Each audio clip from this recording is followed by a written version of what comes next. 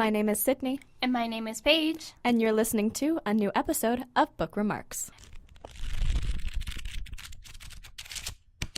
Sadly, this is the last episode of Book ReMarks before the holiday season goes into full effect. So in the spirit of the season, we figured we'd do something a little bit different for this episode. We're still going to do our book recommendations, lows and highs, and the book club. However, instead of talking about book news and things happening in the literary world, we thought we'd talk and discuss an amazing holiday book tradition that should become popular in Canada, and share some holiday-themed book recommendations. So starting off with our book recommendations, I guess I'll start with mine.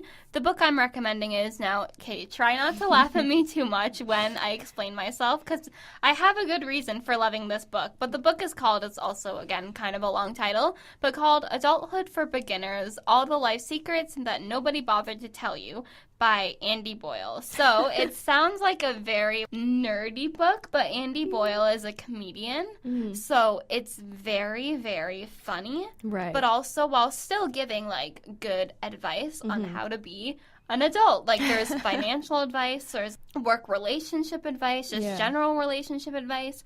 So it's kind of a medium-sized book, I would say, but you read through it so quickly. I laughed out loud when reading this book just because there were so many times I'm like, wow, like, did this story really happen to him? Like, it was just so funny. So even if you're, like, a teenager and not entering the adult realm at any time soon, I would still recommend it for, like, young teenagers.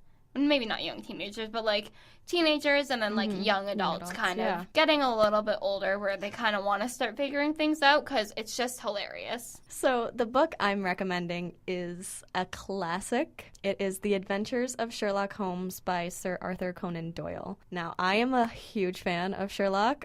It's one of my favorite shows, and also his writing is just like so amazing. This book is written in Watson's point of view. If you know anything about Sherlock, John Watson is his like best friend and buddy who helps him out in all his crime solving. So this book is written from his point of view. So if you've watched the show, it's different stories than the show, but in my opinion, you know, the book is always better than movies or TV shows. Yeah, for sure. So this one it's really good, like well written and very interesting if you like the mystery and crime solving, and the way he solves things and the way his mind works is just like insane. Like how he figures things out is crazy. So definitely highly recommend this book. Yeah, even in the show, like, I don't watch it so much now just because I often don't have the attention span to sit down for like an hour and a half to like finish the shows. Yeah, crazy. But the like few episodes that I did watch, I'm like, he is so smart. Like, how did he figure that out? The Literary Holiday Festival, we're going to be sharing roots in Iceland, and it is called the Christmas Book Flood. And it's a national tradition now, and it's the reason that majority of the books in Iceland are sold between late September and early November, I believe. But basically what it is on Christmas Eve, families and friends give each other books, and they just spend the rest of the night reading, which sounds so incredible. Yeah. And you had initially told me about this kind of tradition. I had never heard of it before. So how did you hear about it?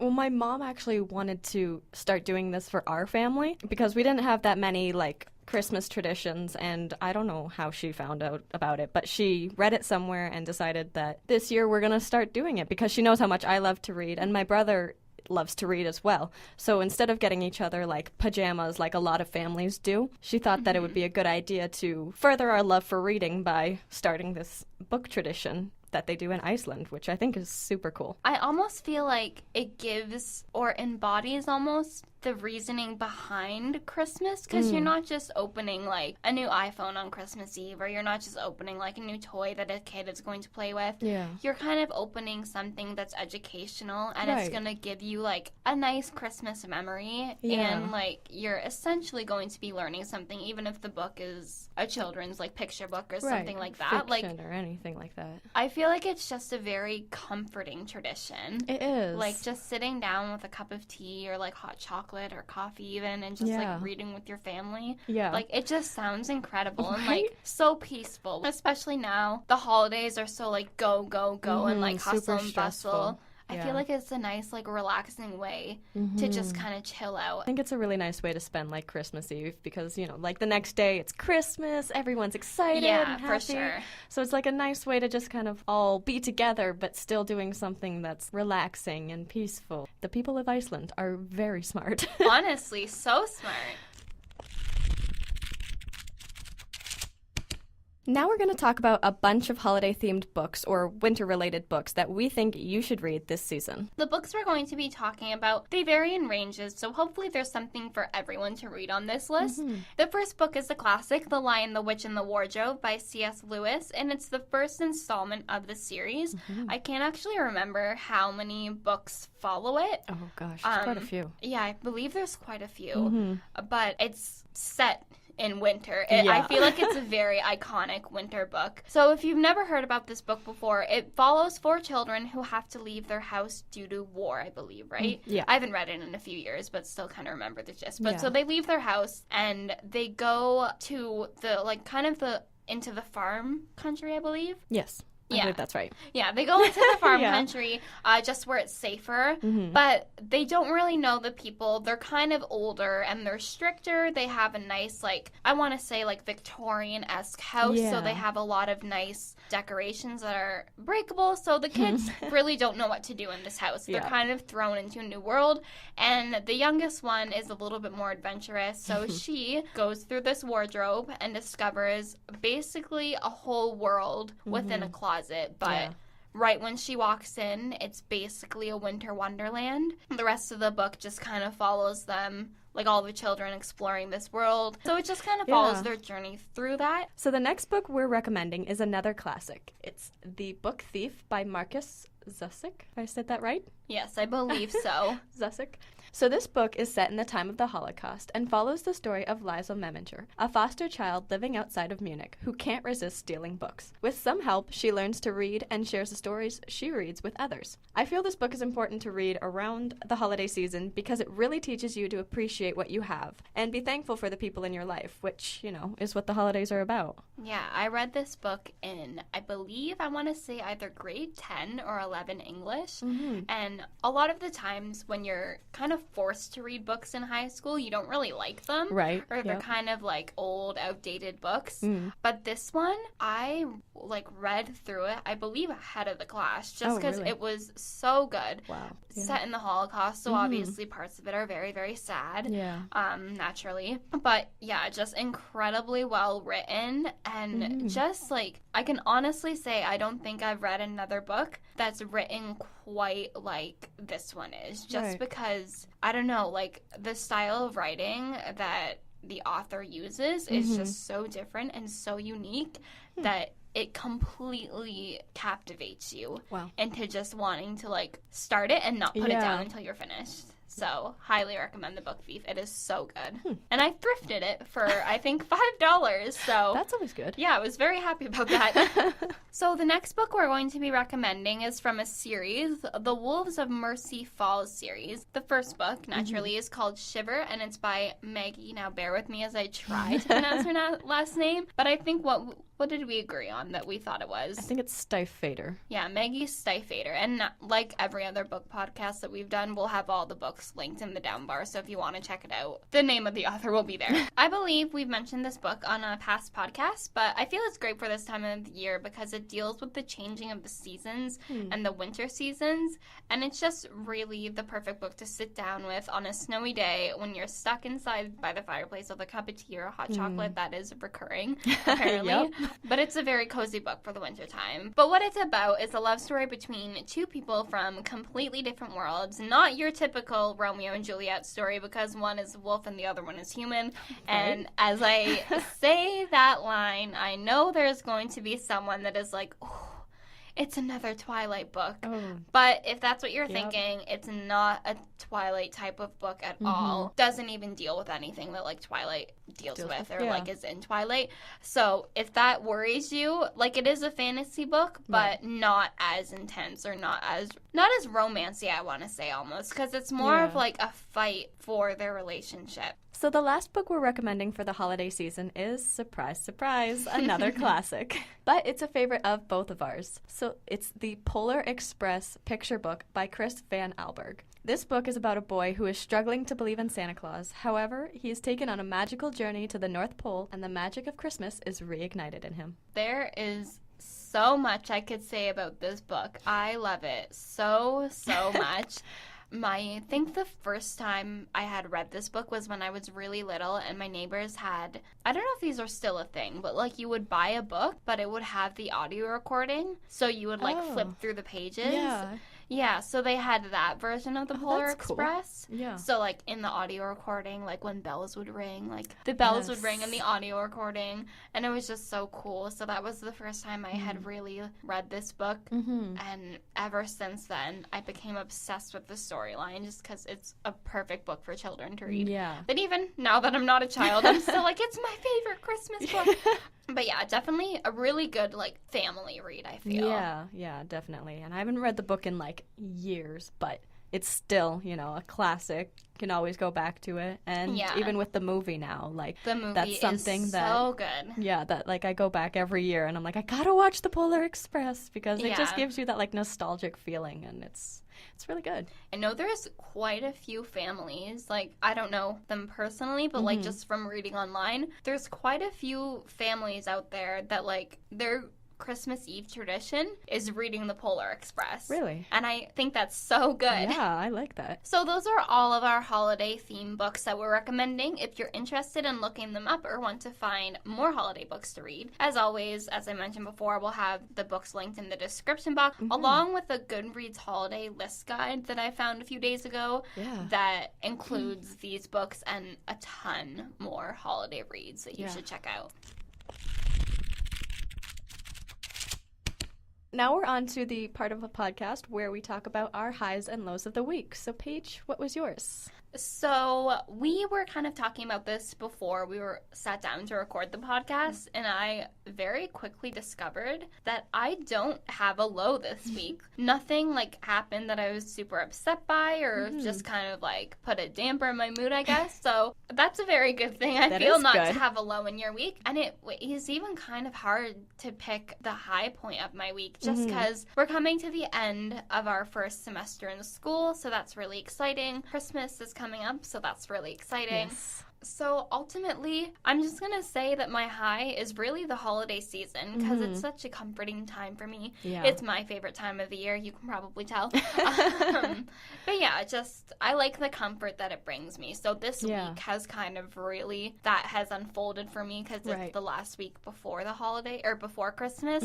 So I'm feeling really festive right now. So that's my high, the holiday season. Nice. What about you? So, I guess I'll start with my low. It's kind of, you know, a little whatever. So recently I've had to go gluten-free for stomach pain-related reasons. So trying to figure out, like, what I can still eat and what I can't eat has been a big struggle in my life. Like, I can't eat chicken nuggets, and that's really sad. Yeah. Really sad. Today we discovered that Sydney can't eat Mars bars anymore. Yes. Which is very sad. That is probably the low of my week. At that and Kit Kats and Coffee Crisp, I cannot eat because they contain wheat, which is really sad. A lot of things contain wheat that I was not prepared to, you know. Stop eating. Yeah. Yeah, like, that's sad. It is that sad. would be my low of the week if I was going through that too. If you can't tell, I really love chocolate, so to not be able to eat those things is just a little sad. So that's my low. What about your high? Let's talk about something positive now. Yes, my high, which is a good high, is my brother. He's in the Canadian Armed Forces, and he's stationed out in Edmonton for, like, the majority of the year and only comes home like twice a year, like once in the summer and once at Christmas. So he just came home on Saturday, and that was a really happy moment. Yeah, how long is he home for? I believe 3 weeks. He's home in, like, I think a week into January, and then he has to go back to Edmonton. But, you know. That's a nice chunk of time, though. Like, ideally it would be longer, but. Yeah, but I'm glad he can be home for the holiday season and home for Christmas. So, yeah, that's definitely my high for this week. We're in our last section of the book club before the holidays, and if this is your first time tuning into our podcast, or you're not quite caught up, so we've been reading Milk and Honey by Rupi Kaur. We've read the first 2 sections so far, which is the hurting and the loving, and now we're going to be talking about the breaking. Paige, what did you think of this section? I really, again, along with all the other sections that we've read so far, I thoroughly enjoyed it. I almost thought it was really similar to the hurting in terms of like the content that she wrote about, but I've noticed that it was different because I feel like in the hurting, she almost talked not downly to herself, but just kind of didn't know her self-worth maybe. Whereas in this section, she's talking about negative relationships and not really being sure of relationships. But you also get that aspect where you kind of realize that she has now realized her self-worth. That like, if you're not happy in a relationship, like it's okay to leave. Like you don't have to worry about that. That's kind of the first thing that I took away from when I read this section, that it was similar to the hurting, but just not as intense almost, I want to say, in terms of the effect that, like, she has written that it had on her, if that makes sense. Overall, again, well written. I almost want to say I liked the little, like, drawings that went along with it. I liked them a lot in this section. I don't know what it was about them. They all relatively follow the same like type of drawing scheme. But I don't know why. I just really liked them in this section. But what did you think? Well, like going off of the drawings, I really think that they kind of added to them. Like even if it wasn't like, even if the picture didn't like specifically correlate with what she had said. Like I know there was one where she was talking about like from afar you're like fine, but when you get up close you sting, and she had a picture of a rose, and I just thought that was like so like beautiful because like the way she was talking, like you can get that visual representation with the rose, that it makes sense. So I really think that those pictures and the drawings went along really well with what she was saying. But I really liked this section. Like it was hard, I guess, because like it was sad, and like you see her like going from a low to a high and then back down again. But this one was different, like you said, because she was figuring out more of like who she is and realizing that she is strong despite the fact that she broke up with this guy, you know? Like it was still like sad and whatever, but there was still like this kind of triumphant, like we're gonna get through this kind of feeling to that whole section, even through the sad parts and all that stuff. So I thought it was really well written and really like relatable in a lot of senses. So it's almost like she kind of realized that her worth doesn't lie within a relationship, and that it lies within herself, which is obviously incredible when you can reach that point, because this book makes it sound like it was not easy for her to reach that point. It's a good reaching point. Our next book podcast, we're going to be reading the last section of this book, which is called The Healing. I cannot believe we're already at the end. I know. Like, it went by so fast. When we kind of had first started the book club portion, I was a little bit nervous to kind of, like, I thought it would seem like it's dragging on. And maybe it wouldn't be that entertaining, like, for us. But it went by so quickly. Like, I can't believe we have almost finished the book already. I know. It's crazy. But yeah, I'm excited to see what the last section will hold. I think it's going to be really good. Yeah, I don't know if it's going to come to, like, a happy conclusion or a sad conclusion, because I haven't read her second book yet. But I kind of am curious to see if her second book will be a continuation of the last part of this book. So that'll be interesting to see. But yeah, so we're on to our last section.